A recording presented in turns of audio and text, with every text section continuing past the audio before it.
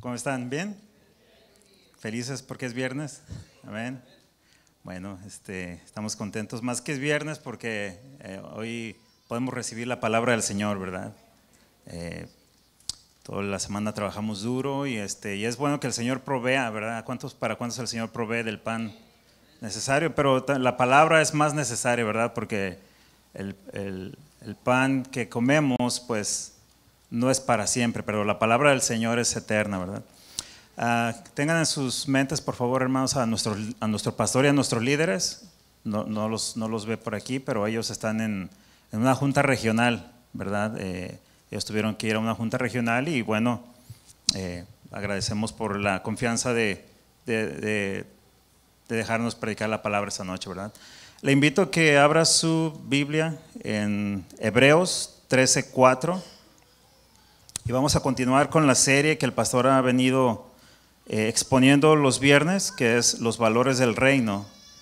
Y este tema es el número 15 y se titula Fidelidad en el matrimonio. Fidelidad en el matrimonio.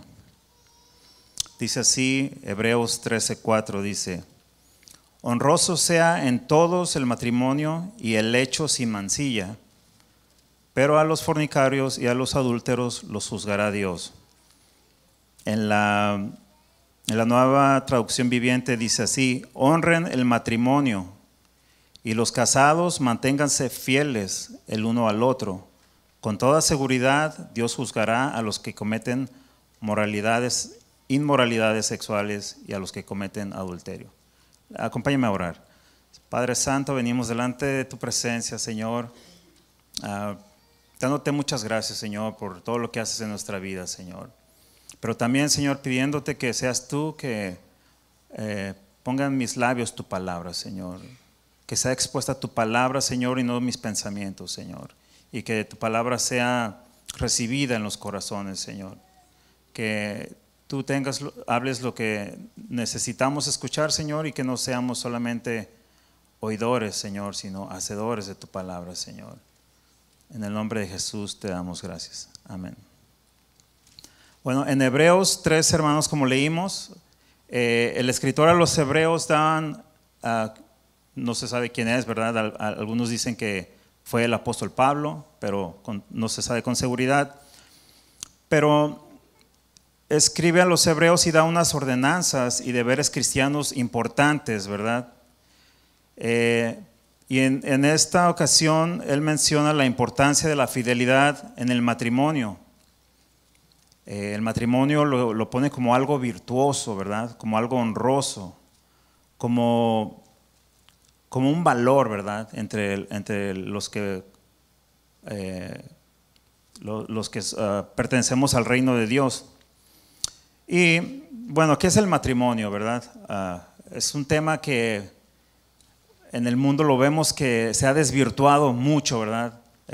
Con los años lo han torcido, se ha malinterpretado. Y yo recuerdo más o menos cuando comencé a tener uso de razón en mi niñez, lo que yo escuchaba acerca del matrimonio, y se decía que el matrimonio era la base de la unidad familiar en la sociedad. Y decían que en esa época la familia era la unidad más integrada, la que mejor logra perpetuarse y la que se autoprotege mejor. Ese era el concepto que se tenía, yo recuerdo, como a principios de los 80s y para atrás, ¿verdad? Tal y como está establecida en la actualidad, en aquel tiempo, es necesario para la sociedad, tanto desde el punto de vista económico como de cualquier otro. La cultura se desintegraría si su piedra angular, la familia, dejara de tener validez como tal. Podríamos decir con bastante seguridad que aquel que destruye el matrimonio destruye la civilización. Bueno, ese era el pensamiento que se tenía en aquellos años, ¿verdad? Lógico que hoy no es el pensamiento que se tiene en la sociedad, ¿verdad? Ha venido cambiando. Ya más adelante, recuerdo como a finales de los 80s y 90s empezaba a cambiar este concepto. Por ejemplo, se convirtió, el concepto del matrimonio se fue convirtiendo en un convenio, en un acuerdo con cláusulas para especificar y proteger los activos de ambas partes en caso de que el matrimonio termine por causas no naturales. O sea, antes el matrimonio terminaba cuando un cónyuge moría, ¿verdad? Pero después, bueno, se hizo un convenio, un acuerdo, mira, y si no funciona, bueno, pues entonces empezó a practicarse el divorcio, ¿verdad? De una manera, pues, muy alta, ¿verdad? O sea que ambos contrayentes deben de poner en claro por escrito si desean contraer matrimonio, por ejemplo, con los bienes mancomunados.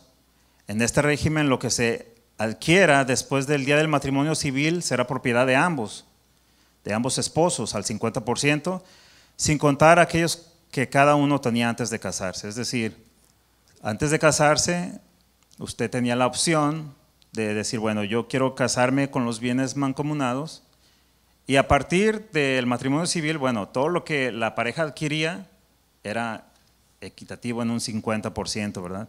Que claro, difiere de la enseñanza del Señor, ¿verdad? Esto es lo que piensa el mundo, porque sabemos que en un matrimonio, pues, el 100% es de los dos, ¿verdad?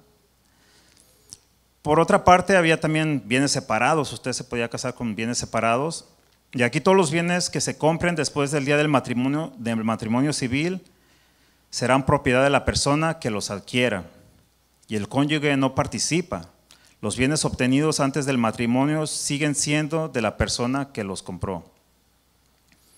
El propietario del bien puede disponer de este sin pedir autorización o consentimiento de la otra persona. Y pues en otras palabras, pues lo mío es mío, ¿verdad? Este era el concepto en aquellos tiempos. Y muchas parejas, bueno, para evitar todo estos contratos, pues decían, bueno, ¿sabes qué? Vamos a evitar todo esto y optamos por vivir en unión libre, ¿verdad? Entonces el matrimonio ha venido degradándose en escasos 30 años, hermanos. Lo hemos visto cómo ha venido distorsionándose, ¿verdad? Ya más o menos en el 2005, 2010, en los años 2000, bueno, el matrimonio, según los liberales, fue evolucionando, ¿verdad? Sufrió un cambio radical de 180 grados. Y bueno, no hace falta ser muy explícito, lo vemos en todos lados. Por ejemplo, parejas del mismo sexo contrayendo matrimonio. Hoy en día también adultos ya quieren sus derechos. Si dicen, bueno, yo quiero casarme con un menor, ¿verdad? Y exigen sus derechos. Entonces ya en algunos países ya hay esta ley, ¿verdad? Que ampara a estas personas. Se les llama pedófilos. Ellos si quieren casarse con un niño, bueno, están peleando por sus derechos.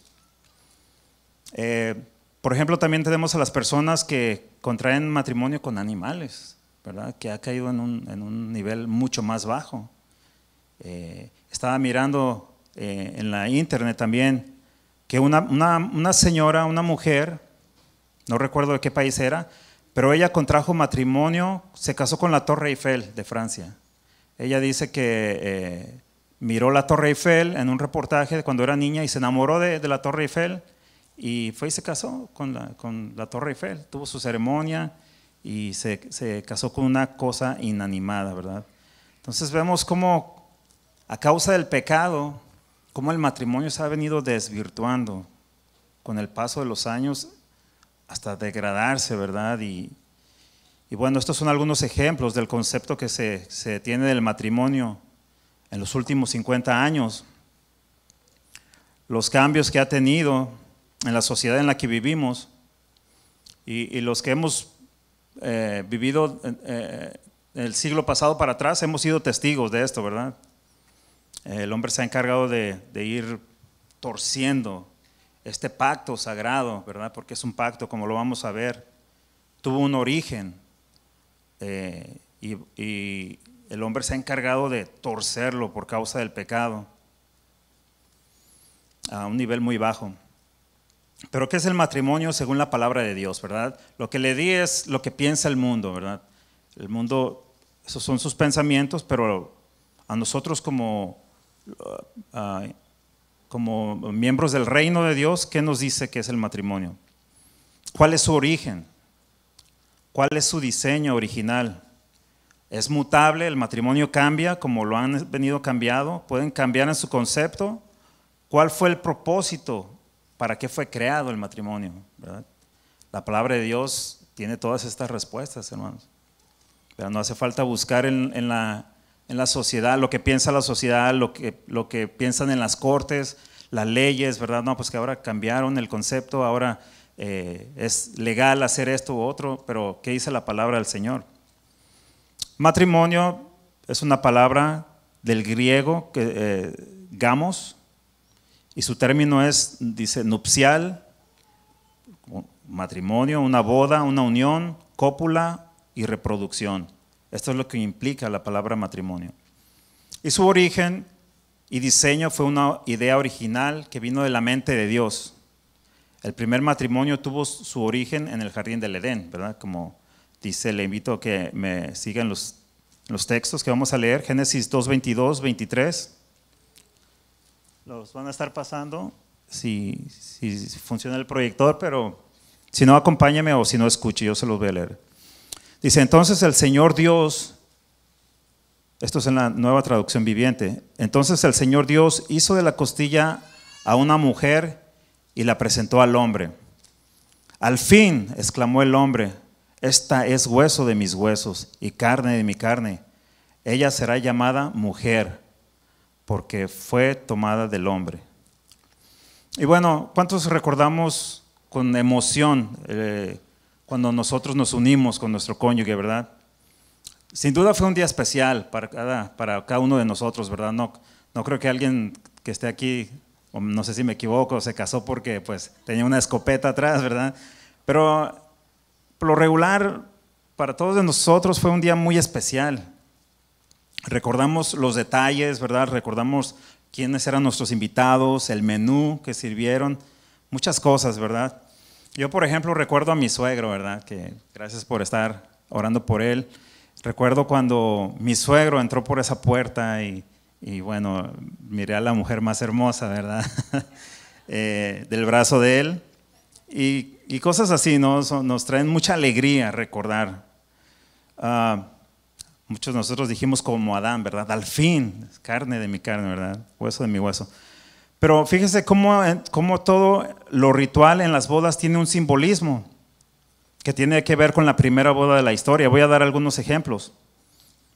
Por ejemplo, ¿quién fue el que creó a Eva? Fue Dios, ¿verdad? Y Dios la presentó a Adán. Entonces, en las bodas, en las ceremonias, bueno, el padre, el que engendró a la hija, es la que presenta por lo regular, ¿verdad? Si no está el padre, pues en este caso es alguien que lo represente, ¿verdad? Pero vemos cómo se sigue el mismo diseño, ¿verdad? Por ejemplo, también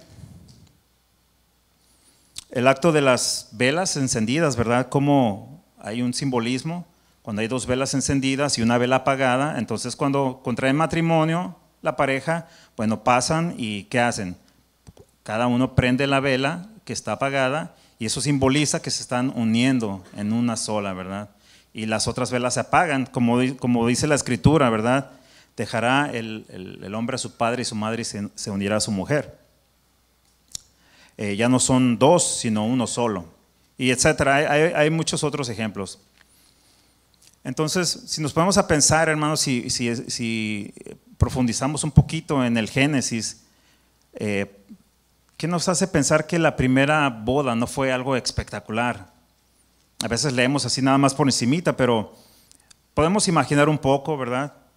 Y si nuestra boda fue algo especial, imagínense cómo sería la primera boda, ¿verdad? El mundo era un mundo perfecto, una creación nueva, ¿verdad? Sin maldición del pecado. Y Dios mismo fue quien ofició la primera ceremonia, ¿verdad? Fue algo espectacular. Entonces el matrimonio es muy importante porque nació en la mente de Dios. Él mismo fue el que lo diseñó, Él mismo fue el que lo ofició, ¿verdad? Entonces, es importante, claro que lo es. Entonces, si Él fue el que diseñó el matrimonio y si Él fue el que lo ofició, entonces él es el que pone las reglas, ¿verdad?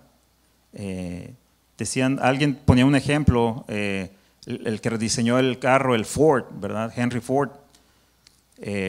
Bueno, él sabía cómo arreglar sus carros, ¿verdad? Porque él lo inventó, él lo diseñó. Entonces, si le traían otro carro de otra marca, bueno, pues no podía, no sabía nada acerca de ese otro carro, pero el carro que él diseñó, en este caso el Ford, pues él sabía todo porque él lo había diseñado, él lo había creado, ¿verdad? Lo había inventado. La Biblia dice en Juan 2:1 también que Jesús, cuando estuvo en la tierra, él asistió a unas bodas en Caná de Galilea. Entonces Jesús aprobaba con su presencia que este acto de matrimonio era algo sagrado, era un pacto, ¿verdad? Porque seguramente lo instituyó él, junto con la divinidad. Si vamos a Génesis 2:24, podemos mirar cómo Dios es representado en su palabra, es quien deja establecidos los parámetros de este pacto, ¿verdad? Dice Génesis 2:24, por tanto, dejará el hombre a su padre y a su madre, y se unirá a su mujer, y serán una sola carne. Y este término una sola carne, tiene que ver con el proceso por el cual Dios creó a la mujer de la costilla del hombre. Y no vamos a ir ahí, hermanos, pero en el acto íntimo de la pareja, donde se consuma el matrimonio, no lo vamos a ver, pero según 1 Corintios 6:16, es ahí donde el hombre y la mujer vienen a ser una sola carne, ¿verdad? Usted lo puede leer después, le doy la cita 1 Corintios 6:16, nada más para que la note. Entonces su diseño original se compone de un hombre y una mujer, ¿verdad? Dios así lo diseñó, de un hombre y una mujer. Dice en Génesis 1:27, dice, y creó Dios al hombre a su imagen, a imagen de Dios lo creó, varón y hembra los creó. Entonces las escrituras son claras, ¿verdad? Nos muestran que un matrimonio válido, de acuerdo al diseño original de Dios, es entre un hombre y una mujer, personas adultas, con facultades y voluntad propia para realizar este acto. Tienen también características físicas, ¿verdad? ¿Para qué? Para cumplir el propósito de Dios, que es la multiplicación del género humano. La humanidad como creación de Dios es la única, es el único género que puede reproducirse, ¿verdad? Los ángeles, por ejemplo, ellos no se reproducen. Dios hizo un cierto número de ángeles, ¿no? Millones, la Biblia dice que habla de millones de ángeles, pero ellos son, ese número que Dios creó, no sabemos cuál, ese número es el que es, ¿verdad? No se reproducen, pero a nosotros nos dio la capacidad de reproducirnos. Entonces, una pareja de ambos, del mismo sexo, no se pueden reproducir. No vemos a dos mujeres o a dos hombres, o a un adulto, a un niño, o a un ser humano, con un animal, ¿verdad? Eso es irracional. O con una cosa inanimada, como lo estamos viendo el día de hoy. Ahora, vemos también que es Dios quien oficia, Dios quien aprueba esta unión. Y la idea de la unión libre es reprobada por Dios. Vemos explícitamente que fue Dios quien ministró en la ceremonia de la primera pareja. Y como dijimos, ya eran perfectos en apariencia y otras características. Y lo más importante es que fueron hechos a la imagen y semejanza de Dios. Tenían la moralidad que tiene Dios, ¿verdad? No tenían la inmoralidad que el mundo profesa acerca del matrimonio, sino en ellos había moral, ¿verdad? No no había nada, no había pecado en ellos, no había defecto en ellos, tenían la semejanza de Dios. Entonces la unión libre, hermanos, no honra el pacto de Dios ni el diseño de Dios. Por lo tanto, tampoco puede tener su bendición, ¿verdad? Porque si una pareja decide, ¿sabes qué? Bueno, vamos a vivir en unión libre, están desechando el pacto de Dios, están desechando ser bendecidos, ¿verdad? Están diciendo a Dios, ¿sabes qué? Bueno, nosotros no necesitamos un ministro, no necesitamos tener a Dios en cuenta, entonces preferimos vivir en unión libre, ¿verdad? Bueno, Dios no bendice, ¿verdad? Esas relaciones, ni bendice mucho menos los hijos que son engendrados fuera del pacto matrimonial. También en una boda tenemos testigos, ¿verdad? En algunas cortes se piden algunos testigos y bueno, con seguridad también la divinidad fueron testigos de este pacto sagrado, ¿verdad? El Padre, el Hijo y el Espíritu Santo, como diseñadores, aprobaron esta unión, se gozaron en esta unión, porque cuando Dios creaba algo, Él decía, y vio Dios que era bueno en gran manera, ¿verdad? Entonces todo lo que Dios creó es bueno en gran manera. Todo lo que la divinidad en su creación hicieron es bueno. Entonces, ¿qué pasó? Bueno, ya todos conocemos la historia. El pecado distorsionó la imagen de Dios en el hombre, ¿verdad? Me imagino que hay parejas que, bueno, se atraen entre ellas y van y deciden casarse, ¿no? Bueno, a los tiempos, no sé, deciden casarse, pero bueno, no tienen a Dios en sus pensamientos ellos, ¿verdad? Nosotros somos parte del reino de Dios. Entonces, cuando unos jóvenes, no tuvimos la dicha de asistir a la boda de los muchachos, ¿verdad? De Benjamín y Saor, y ellos pusieron a Dios en primer lugar, ¿verdad? En su matrimonio. Entonces, ¿cómo hay gente que no tiene a Dios en cuenta en este pacto tan sagrado, ¿verdad? Como lo es el matrimonio. El matrimonio es inmutable, él no cambia en su diseño, aunque el hombre se empeña en cambiarlo, no, es inmutable delante de los ojos de Dios.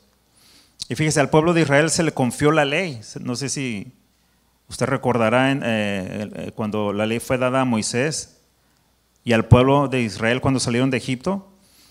Y la ley tenía, entre otras ordenanzas, también tenía leyes y estatutos matrimoniales, ¿verdad?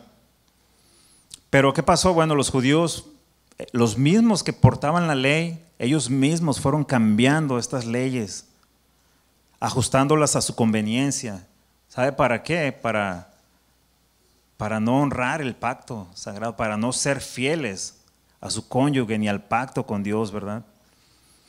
Entonces, Jesús les reprochó su actitud y dureza de corazón. Vamos a leer esa escritura más adelante, porque trataban a sus esposas como objetos solamente y no como a su propia carne, ¿verdad? Dios quería que el hombre en ese pacto se comprometiera a cuidar a su esposa, ¿verdad? A protegerla, pero los que portaron la ley, a los que se les confió la ley, ellos mismos cambiaron todo eso, ¿verdad? Entonces decimos, bueno, el mundo, bueno, se entiende, pero y eso pasa en las iglesias, no debe de extrañarnos, ¿verdad? Porque hay gente que deshonra su matrimonio, ¿verdad? Dicen, bueno, somos cristianos, vamos a una iglesia, pero deshonran a su propio matrimonio. La cultura judía estaba muy influenciada por la cultura greco-romana, que tenían las costumbres y leyes de tratar a la mujer como un ser inferior. Y lamentablemente, hermanos, el mundo hispano-occidental, del que nosotros venimos, que es nuestra cultura, de alguna manera también fue influenciada con este modo de pensamiento. Y esta forma de pensamiento, lo que es el machismo, deliberadamente deshonra al matrimonio y deshonra al creador del matrimonio, ¿verdad? Entonces, debemos de ajustar nuestros pensamientos a los pensamientos de Dios, ¿verdad? No a los pensamientos de este mundo. Entonces, ¿el matrimonio qué es? ¿Un contrato o un pacto? El primero de todos los pactos que hizo Dios fue el pacto del matrimonio, dentro del pacto adámico. Ahora, ¿cuáles son las definiciones de pacto y contrato? Pacto es un acuerdo entre dos o más personas en las que cada uno se compromete a cumplir lo pactado. No sé si recuerda el pacto abrámico también, cuando Dios hizo un pacto con Abraham. Dios le dijo a Abraham que partiera unos animales, ¿verdad? Y los que saben dicen que ese era un simbolismo de que si alguno de las dos partes o tres partes que habían en ese pacto decidía quebrantar el pacto, bueno, esos animales cortados en pedazos era como un recordatorio, ¿verdad? Bueno, así le pase como a estos animales al que se atreva a quebrantar el pacto, ¿verdad? Entonces, imagínense, los pactos de Dios son algo serio, ¿verdad? No es algo que tenemos que considerar antes de pensar en quebrantarlos. Ahora, un contrato es un acuerdo por lo general plasmado en un papel,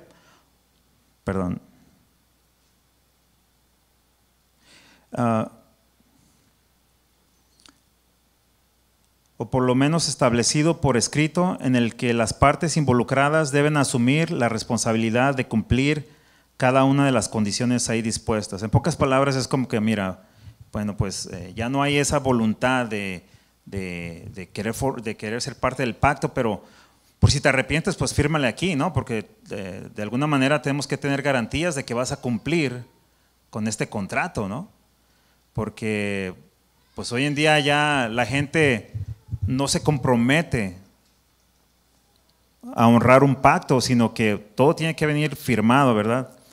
El problema grave en el que la sociedad ha caído es el de considerar el matrimonio como un contrato o un simple papel legal que nos une a otra persona y que al igual que cualquier otro contrato se puede rescindir, ¿verdad? Se puede, bueno, no funcionó, bueno, vamos a divorciarnos y no hay problema, ¿no? Asunto resuelto. Las causas que se consideran son hasta cierto punto risibles, mire, como estas son algunas causas por las que alguien pudiera rescindir de un matrimonio.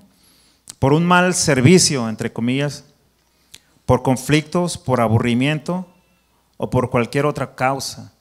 Y vemos cómo los fariseos, ellos simplemente porque no les gustaba cómo guisaba o cómo cocinaba la esposa, le podían dar carta de divorcio, ¿verdad? Vamos ahí a Mateo 19, del 3 al 8. Los judíos de los tiempos de Jesús, como decíamos, convirtieron el matrimonio en un contrato, ¿verdad? Dice así: entonces vinieron a él los fariseos tentándole y diciéndole: ¿es lícito al hombre repudiar a su mujer por cualquier causa? Jesús respondió y les dijo: ¿no habéis leído que el que los hizo al principio, varón y hembra, los hizo? Y dijo: por esto el hombre dejará padre y madre y se unirá a su mujer, y los dos serán una sola carne. Así que ya no son más dos, sino una sola carne.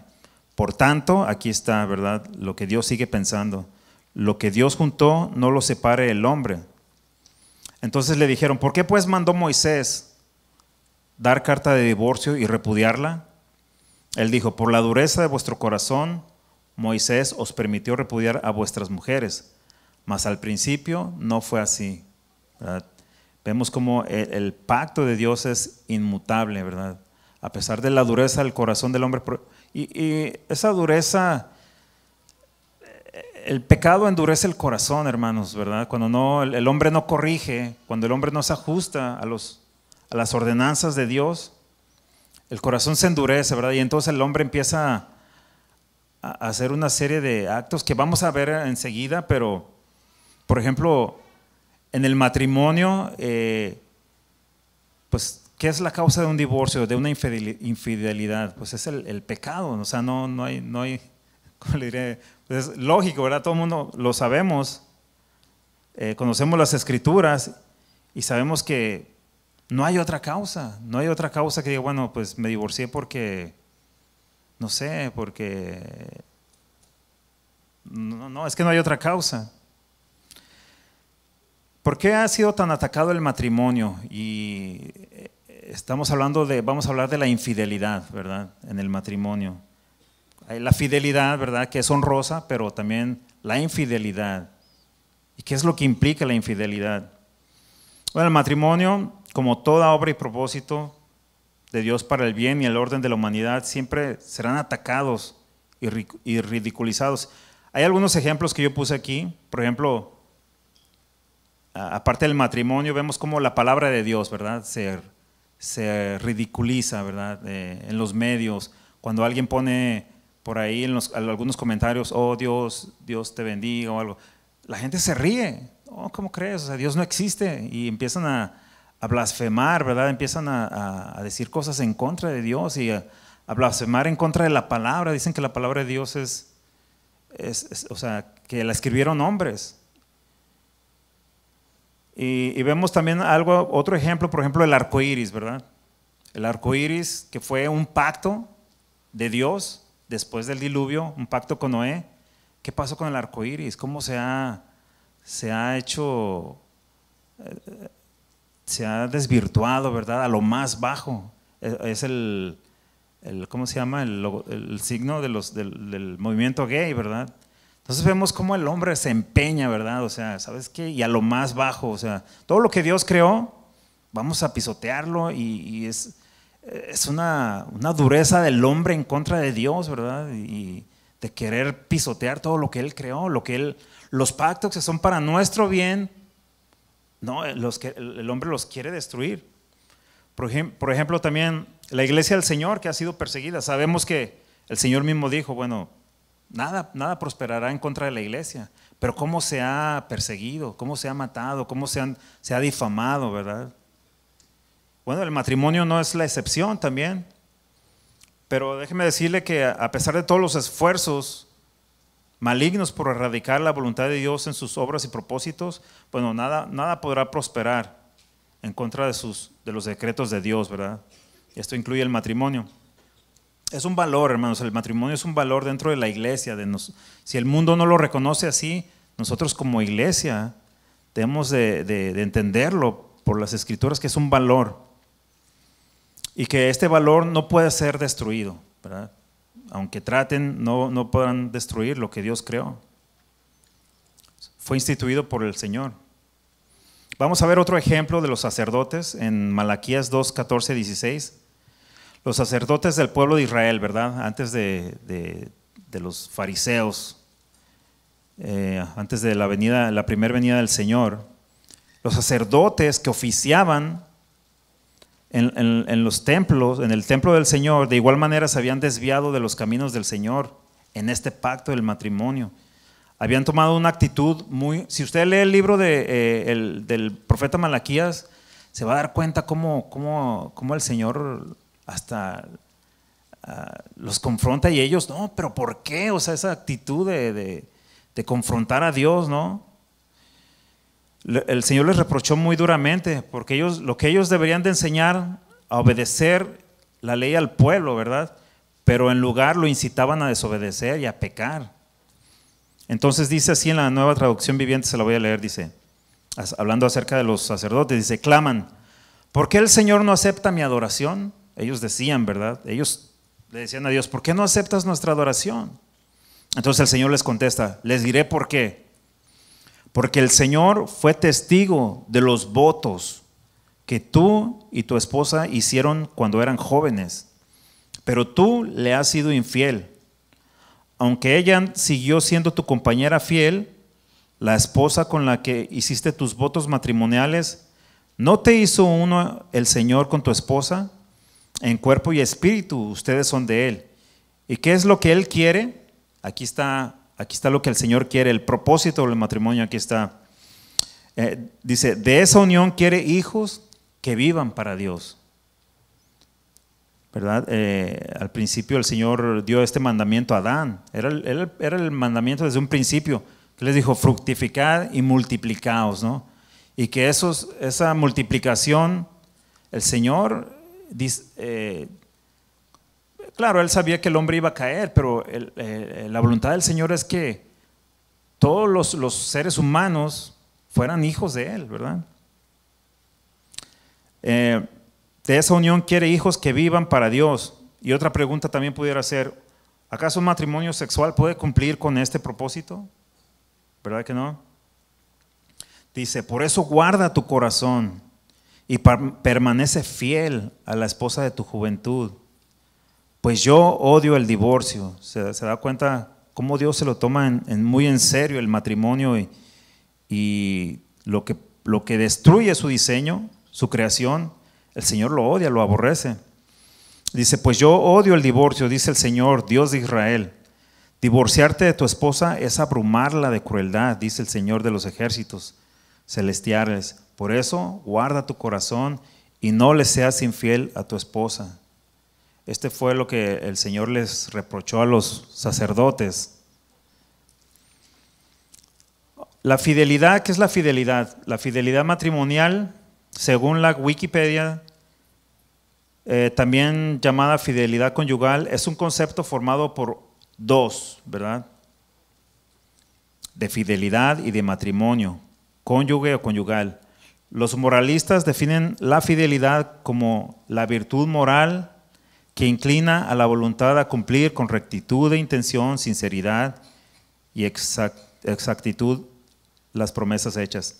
Todos nos recordamos, ¿verdad?, cuando nos casamos. El Señor de hecho les dice a los sacerdotes, dice, yo vi que hiciste votos con tu esposa, ¿verdad? Dice, yo los vi, yo fui testigo. ¿Se da cuenta cómo el Señor fue testigo? Cómo desde un principio Él es testigo aunque una pareja diga, bueno, no consideramos a Dios, pero se casan, ¿verdad? Hay un ministro, una mujer, un hombre, hay testigos. Bueno, el Señor de todos modos aprueba, o sea, es su diseño, ¿verdad? Entonces, cuando nosotros nos casamos, hicimos votos, ¿verdad? ¿Se acuerdan algunos de los votos que hicieron? De hecho, yo los escribí, ¿verdad? No sé si algunos se los dan ya escritos, pero bueno, a mí me tocó escribirlos, ¿no? Todo lo que yo quería prometerle a mi esposa. Y dentro de estos votos está la fidelidad, ¿verdad? La protección, el cuidado y serle fiel, ¿verdad? Hasta que el Señor nos lleve. Entonces Dios es testigo. Y aparte de Dios también hay testigos, ¿verdad?, que invitamos, que son testigos visuales y presentes de lo que prometemos a nuestro cónyuge. Nosotros prometimos honrar nuestro matrimonio. Así como el Señor les exhortó a los sacerdotes en el libro de Malaquías, así también nos exhorta a nosotros, ¿verdad?, que guardemos el pacto. Fíjese, ¿qué significa la palabra honrar? Como leímos en nuestro texto base de Hebreos 13:4, ¿verdad? Leímos que honroso sea el matrimonio, ¿verdad? Bueno, la palabra honrar proviene del griego timios, que quiere decir algo precioso, algo valioso, honorable. Y bueno, todos entendemos qué es esto, ¿verdad? Todos entendemos qué es lo honorable, lo precioso. Pero deshonrar, que es lo opuesto, viene del griego atimios o atimia. Y fíjese lo que significa. Significa deshonra, desgracia, pero lo que me llamó la atención, dice, significa pasiones vergonzosas, pasiones de vergüenza. Y esta es la misma palabra que Pablo usa para describir la actitud y el carácter de los hombres impíos y sus prácticas en Romanos. Si usted lee el libro de los Romanos, el capítulo 1 y el capítulo 2, ahí puede leer las causas por las cuales la ira de Dios se revela contra estos hombres, ¿verdad? ¿Qué es lo que llevó a estos hombres a esas pasiones vergonzosas? Vamos a leer Romanos 1, 24 al 27. Se lo leo rapidito. Dice, por lo cual también Dios los entregó a la inmundicia en las concupiscencias de sus corazones, de modo, fíjese esa palabra, que deshonraron entre sí sus propios cuerpos. O sea, esta deshonra tiene que ver con pasiones desordenadas, ¿verdad? Y Pablo, o sea, no lo encubre, dice, deshonraron entre sí sus propios cuerpos, ya que cambiaron la verdad de Dios. ¿Cuál era la verdad de Dios en el matrimonio que estamos hablando, verdad? Bueno, ya lo vimos, un hombre, una mujer. Lo cambiaron por la mentira. No, ¿sabes qué? Mejor un hombre con un hombre, una mujer con una mujer. Y dice, honrando y dando culto a las criaturas antes que al Creador. O sea, a Dios lo hicieron a un lado. El Creador, el cual es bendito por los siglos. Amén. Por esto, por esta causa, por esta actitud de estos hombres, Dios los entregó a pasiones vergonzosas. Fíjese aquí también, pues aún sus mujeres cambiaron el uso natural por el que es contra naturaleza, y de igual modo también los hombres, dejando el uso natural de la mujer, se encendieron en su lascivia unos con otros, cometiendo hechos vergonzosos, hombres con hombres, y recibiendo en sí mismos la retribución debida a su extravío. Entonces vemos cómo el no honrar el matrimonio puede llevar a extremos, ¿verdad? Cómo no permanecer en la fidelidad, en el pacto de Dios. Fíjese, muchas veces vemos artistas, ¿verdad? Artistas que, bueno, suben a la fama y empiezan a ganar dinero y pues aparentan felicidad y aparentan una vida próspera, ¿verdad? Pero dentro de esa vida de fama, hermanos, ellos empiezan a experimentar con muchas cosas. Empiezan a experimentar con drogas, con sexo ilícito, ¿verdad? Mujeres. Y después ya nada de eso les satisface. Ya nada les satisface, no les satisface la fama, no les satisface mucho menos el matrimonio, ¿verdad? O sea, no les satisface. Ellos, entonces, van de mal en peor. Y muchos de ellos vemos que caen después, dicen, ¿sabes qué? Bueno, ya soy homosexual, se declaran gays, ¿no?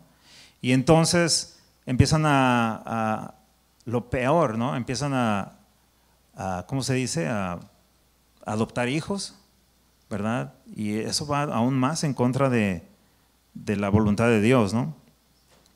Ahora, pues la palabra timia o deshonrar tiene que ver con estos actos sexuales ilícitos y vergonzosos, perversos, ¿verdad? Pablo los describe claramente como el homosexualismo y el lesbianismo, que fuera de honrar el diseño original de Dios, como lo es el matrimonio, lo deshonra y avergüenza.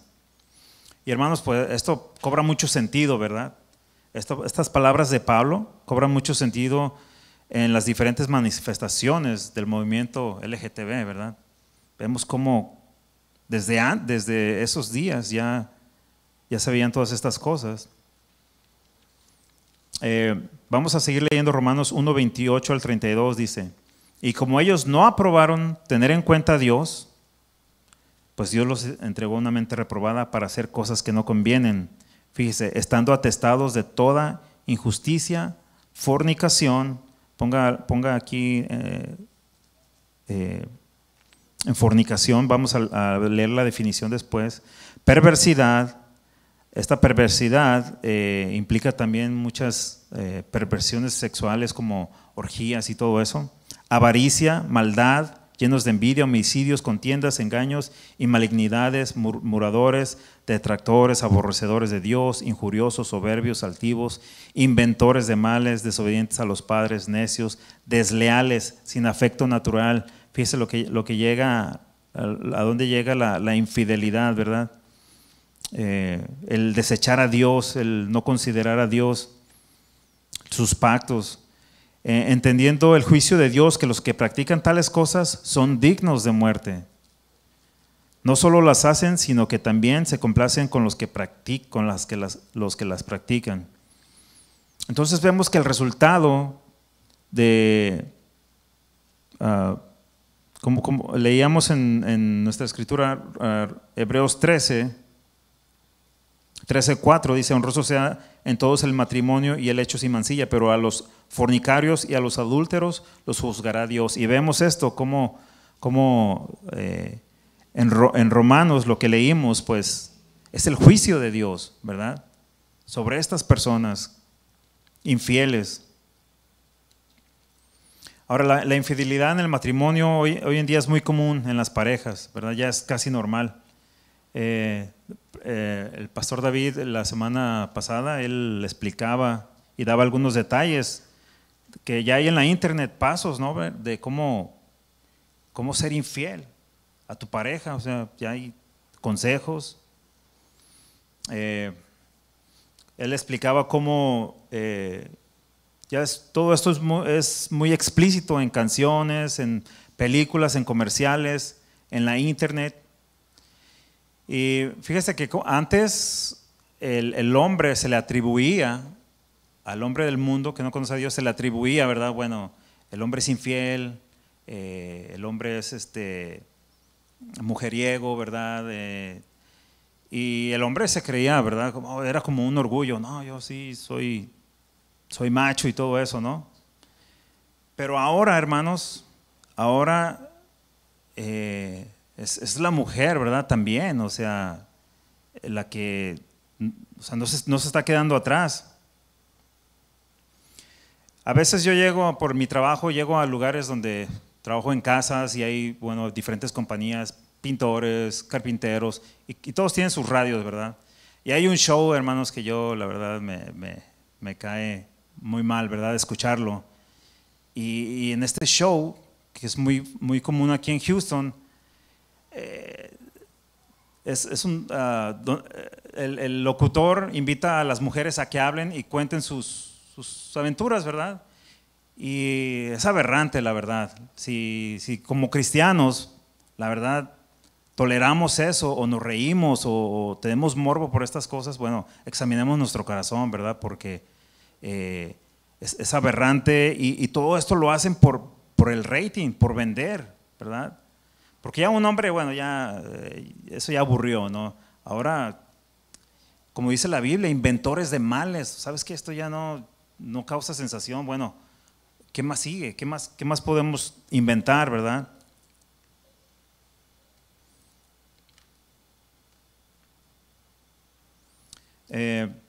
Y la Biblia no nos esconde temas como el adulterio y la fornicación, sus advertencias y sus consecuencias. Hay una historia, hermanos, no sé si me va a dar tiempo de leerla, en Proverbios capítulo 7. Bueno, podemos ir rapidito. Proverbios 7 la vamos a leer rapidito.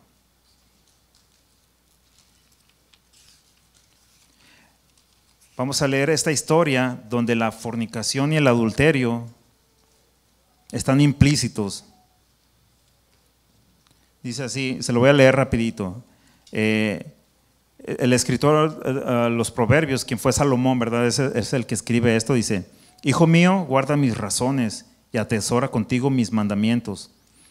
Guarda mis mandamientos y vivirás, y mi ley como la niña de tus ojos. Lígalos a tus dedos, escriban en la tabla de tu corazón. Di a la sabiduría, tú eres mi hermana, y a la inteligencia llama parienta. Dice, para que te guarden de la mujer ajena y de la extraña que ablanda sus palabras. Y luego mire lo que dice: porque mirando yo por la ventana de mi casa, por la celosía, vi entre los simples, consideré entre los jóvenes, a un joven falto de entendimiento, el cual pasaba por la calle junto a la esquina e iba caminando a la casa de ella, a la tarde del día, cuando ya oscurecía, en la oscuridad y tinieblas de la noche, cuando he aquí una mujer le sale al encuentro, con atavío de ramera y astuta de corazón, alborotadora y rencillosa. Sus pies no pueden estar en casa, unas veces está en la calle, otras veces en las plazas, acechando por todas las esquinas. Se asió de él y le besó, con semblante descarado, y le dijo: sacrificios de paz había prometido, hoy he pagado mis votos, por tanto he salido a encontrarte, buscando diligentemente tu rostro y te he hallado. He adornado mi cama con colchas recamadas con cordoncillo de Egipto, he perfumado mi cámara con mirra y aloes y canela. Ven, embriaguémonos de amores hasta la mañana, alegrémonos en amores, porque el marido no está en casa, se ha ido a un largo viaje, la bolsa de dinero llevó en su mano, el día señalado volverá a casa. Dice, lo rindió con la suavidad de sus muchas palabras, le obligó con la salamería de sus labios, al punto se marchó tras ella, como va el buey al degolladero, y como el necio a las prisiones para ser castigado, como el ave que se apresura a la red y no sabe que es contra su vida hasta que la saeta traspasa su corazón. Entonces ve cómo esto no es nuevo, ¿verdad? Pero si tú eres joven y dices, bueno, yo no estoy casado, pero esto no es para mí, pues claro que es para ti, porque la fornicación es causa de que muchos jóvenes ofendan a Dios también, ¿verdad? No solamente los matrimonios, sino los jóvenes debemos de, como cristianos, guardarnos de estos males, ¿verdad? De estos pecados. Porque así como hay hombres infieles, hay mujeres infieles. Así como hay adúlteros, hombres, hay mujeres, ¿verdad? Que como esta mujer dice que invitó a este joven a su lecho matrimonial, profanó el lecho matrimonial, ¿verdad? Aprovechando que el marido no estaba. Y hermanos, pues hemos escuchado, ¿verdad?, acerca de los jóvenes que están a punto de casarse, como aún antes del matrimonio, ¿verdad?, las famosas despedidas de solteros, como se estila aquí en este país.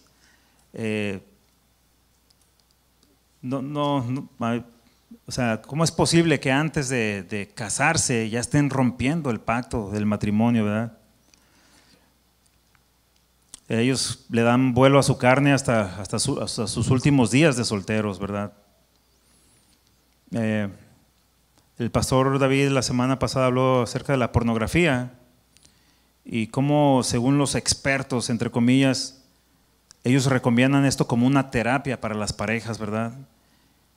Esto es contra la palabra, porque el uso de la pornografía también es infidelidad delante del Señor, es considerado como adulterio.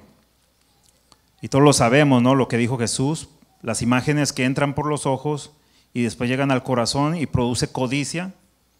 Y Jesús dijo en Mateo 5:27 al 28, dice: oíste que fue dicho, no cometerás adulterio, pero yo os digo que cualquiera que mira a una mujer para codiciarla, ya adulteró con ella en su corazón. Se fija cómo ya no solamente es la infidelidad, no solamente es realizar el acto, sino en el pensamiento, en el corazón, ya podemos ser infieles a nuestro cónyuge, ¿verdad? Pablo dijo a los Romanos 13 y 14, dice: andemos como de día, honestamente, no en glotonerías y borracheras, no en lujurias y lascivias, no en contiendas y envidia, sino vestidos del Señor Jesucristo, y no proveáis para los deseos de la carne. Esto era imposible para nosotros, ¿verdad? Antes no podíamos, simplemente no podíamos, pero ahora estamos vestidos estamos vestidos con lo que el Señor proveyó para nosotros, ¿verdad? Su naturaleza, la fuerza que el Señor nos da, su palabra.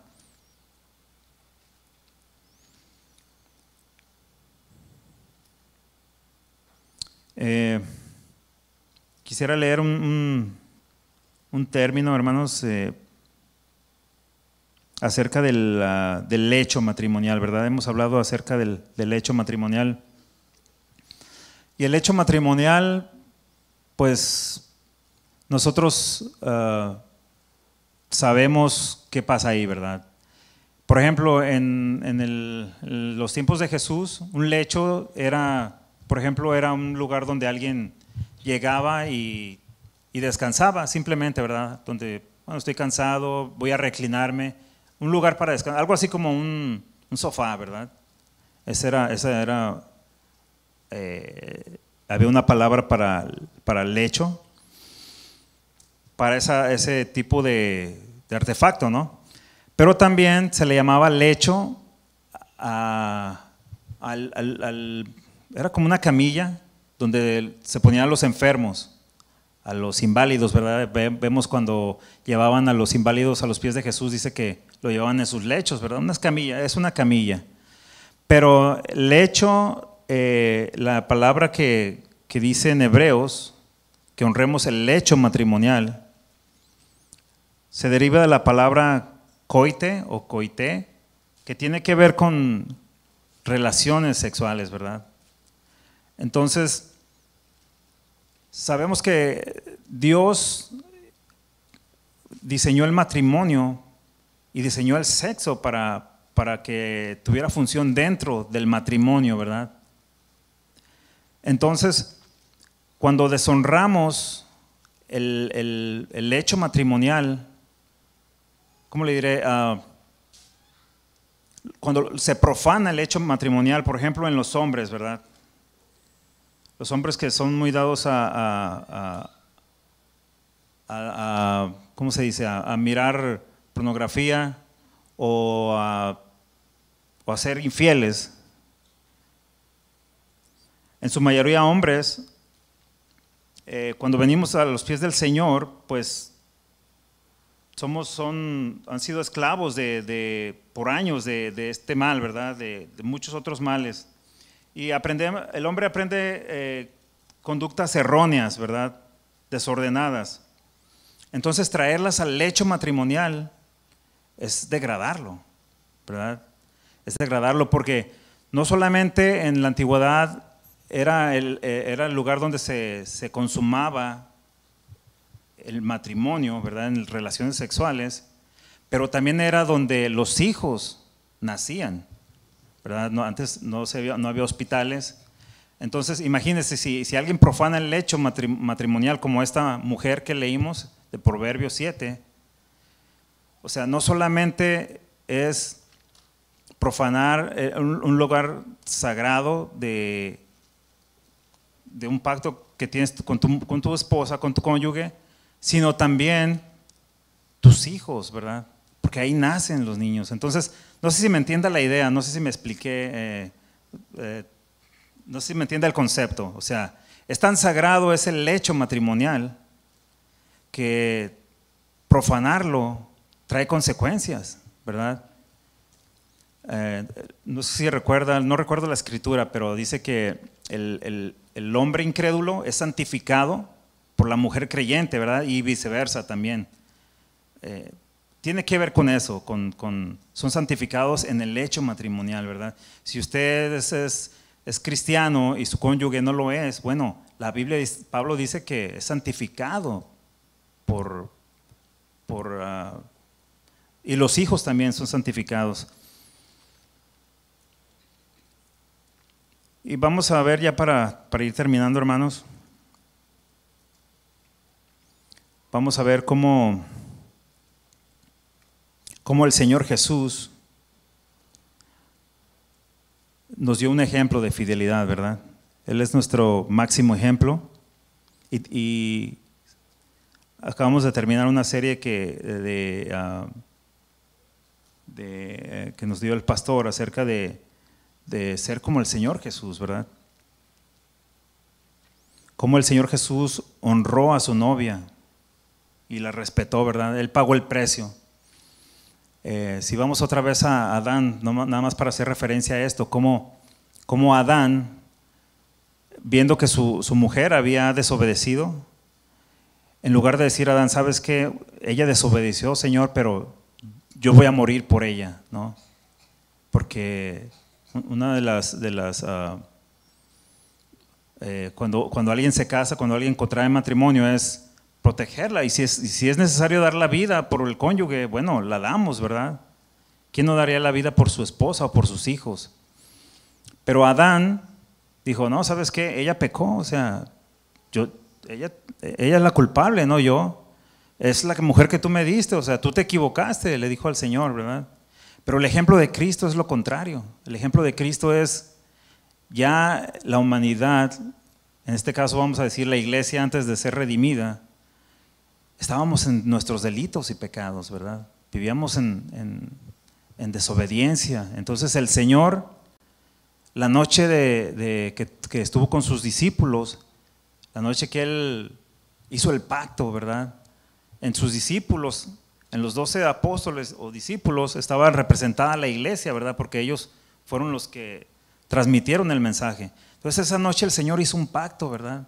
Antes de Él morir, Él hizo un pacto y dijo, este es el nuevo pacto, ¿verdad?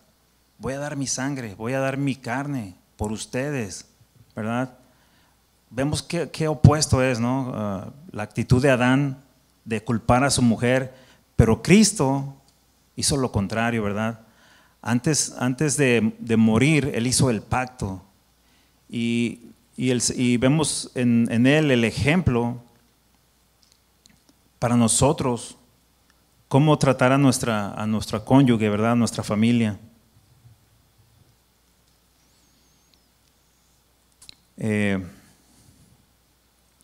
Dice en Efesios 5, 25 y 33, dice, maridos, amad a vuestras mujeres, así como Cristo amó a la iglesia y se entregó a sí mismo por ella. Fíjese lo que dice, para santificarla, habiéndola purificado en el lavamiento del agua por la palabra, a fin de presentársela a sí mismo una iglesia gloriosa, que no tuviese mancha, ni arruga, ni cosa semejante, sino que fuese santa y sin mancha. Así también los maridos deben amar a sus mujeres como a sus mismos cuerpos. El que ama a su mujer, a sí mismo se ama, porque nadie aborreció jamás a su propia carne, sino que la sustenta y la cuida, como también Cristo a la iglesia, porque somos miembros de su cuerpo, de su carne y de sus huesos. Y luego dice otra vez, ¿verdad? Por esto dejará el hombre a su padre y a su madre, y se unirá a su mujer, y los dos serán una sola carne. Grande es este misterio, mas yo os digo esto respecto de Cristo y de la iglesia. Por lo demás, dice, cada uno de vosotros ame también a su mujer, como Cristo, como a sí mismo, y la mujer respete a su marido. No tengo tiempo, hermanos, para decirles cuáles eran las costumbres de los judíos, ¿verdad? Acerca del lavamiento. Tiene un simbolismo lo que Pablo dice aquí a los Efesios, cómo la novia tenía que purificarse. Eran rituales, pero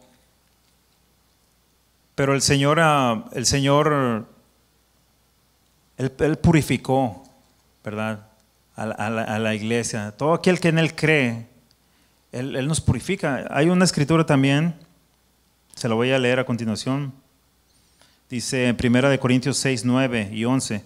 Quizás nosotros venimos, hermanos, con toda esa basura, ¿verdad? Del mundo, a veces por ignorancia, ¿verdad? O a veces simplemente porque no queremos. Pero a veces venimos y con esa culpabilidad y decimos, Señor, bueno, perdóname, lo hice en mi ignorancia, pero ahora ya soy lavado por la palabra del Señor. Es importante escuchar, leer qué es lo que Dios quiere que vayamos dejando, ¿verdad? Entonces el apóstol Pablo dice a los Corintios, en 1 Corintios 6 al 9, dice, ¿no sabéis que los injustos no heredarán el reino de Dios? No erréis, dice, ni los fornicarios, ni los idólatras, ni los adúlteros, ni los afeminados, ni los que se echan con varones, ni los ladrones, ni los avaros, ni los borrachos, ni los maldicientes, ni los estafadores heredarán el reino de Dios. Y luego mire lo que dice, y esto erais algunos, mas ya habéis sido lavados, ya habéis sido santificados, ya habéis sido justificados en el nombre del Señor Jesús y por el Espíritu de nuestro Dios. Entonces, si Cristo hizo eso con nosotros, hermanos, si Él hizo esto, nos lavó, nos justificó a pesar de lo que éramos, ¿verdad? Él ha sido fiel con nosotros, ¿verdad? Su iglesia. Han pasado 2000 años y podemos ver cómo la mano del Señor sigue manteniendo, sosteniendo a su novia, ¿verdad? La sigue embelleciendo, la sigue perfeccionando, ¿verdad? ¿Cómo nosotros seremos con nuestras cónyuges, ¿verdad? Claro, no somos perfectos, el Señor Jesús es perfecto, nosotros no somos perfectos, pero también la palabra dice que vamos a llegar a la estatura del varón perfecto, ¿verdad? Pero mientras tanto, en lo que el Señor viene y tenemos un cuerpo glorificado, en ese proceso, hermanos, podemos ir teniendo la estatura del Señor poco a poco, ¿verdad? Podemos ser fieles a nuestro cónyuge, y eso trae bendición, ¿verdad? Bueno, hermanos, les invito a que me acompañen en oración para despedir este servicio, y gracias por escuchar. Padre, te damos gracias, Señor, por tu palabra, Señor, que Señor, definitivamente no tenemos excusas, Señor. No hay nada que podamos decir, Señor, que simplemente humillarnos delante de tu palabra poderosa, Señor, que nos lava, nos purifica, Señor. Señor, si alguno de nosotros ha incurrido en estas faltas, Señor, por ignorancia, Señor, por rebelión, Señor, y tu palabra ha penetrado en los corazones, Señor, redarguyendo por medio de tu Espíritu, Señor. Perdónanos, Señor, perdónanos por no considerar a nuestra esposa, o en el caso de las mujeres, a los esposos, Señor. Señor, que este valor, Señor, forme parte de nuestro matrimonio, Señor, de cada uno de los que estamos aquí. Señor, sabemos que no somos perfectos, Señor, pero no queremos ser como Adán, Señor. No queremos culpar a nadie, no queremos culparte a ti, Señor. Simplemente queremos humillarnos, Señor, y pedirte que nos limpies, que cambies nuestra manera de pensar en cuanto a nuestro matrimonio, Señor, que podamos seguir el diseño como tú lo creaste, para que podamos ser bendecidos y para que nuestros hijos también, Señor, puedan ser bendecidos, porque depende de un matrimonio saludable, Señor, conforme a tu palabra, para que la familia sea bendecida y próspera, Señor, para que la familia sea alcanzada, sean salvos, Señor, porque tú quieres que nuestros hijos, Señor, vengan a ti, Señor, que no tengan impedimentos, Señor, de reproches, Señor, que vean en nosotros un buen ejemplo, Señor, como el que Cristo nos ha dado. Padre, te rogamos, Señor, que tu palabra sea viva en nuestros corazones. Despídenos de este lugar, Señor. Ve con cada uno de nosotros y guárdanos de todo percance, Señor, en los caminos. Bendice a tu congregación en este lugar, Señor. Bendice a los líderes, Señor, al pastor David que están fuera, Señor. Tráelos con bien, Señor. Te los encomendamos, Señor. En el nombre de Jesús te damos gracias, Señor. Amén. Dios les bendiga, hermanos. Gracias por su